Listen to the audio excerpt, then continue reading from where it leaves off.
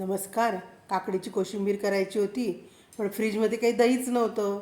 मग म्हटलं काही हरकत नाही, आपण आता खमंग काकडी करूया. काकडीचं आजूबाजूचं देठ काढून घेतलं, काकडीचं साल काढलं आणि त्याचे मस्त 2 भाग करून घेतले आणि त्याच्यावरती सुरीने बारीक बारीक चिरा दिल्या. याला काकडीचं चोचणं म्हणतात. आणि काकडी छान अशी बारीक चोचून घ्यायची. काकडी चोचल्यानंतर काकडीला पाणी सुटत नाही.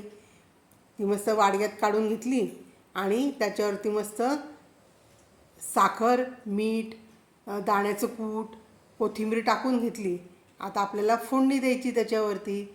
तेल आपण भांड्यात घेऊन गॅसवरती तापायला ठेवलं. मस्तपैकी तेल तापलं, त्यात मस्त जिरं, मोहरी, हिंग, मिरची, कढीपत्ता टाकला, गॅस बंद केला. त्या तापामध्ये ते झालं आणि ती फोडणी मस्त कोशिंबिरीवरती ओतली आणि छान कालवून घेतली. झाली आपली खमंग काकडी. मला तर खूपच आवडते खमंग काकडी. आणि आता बसलो आम्ही जेवायला. तुम्ही पण करता का अशी खमंग काकडी? चला तर जेवायला.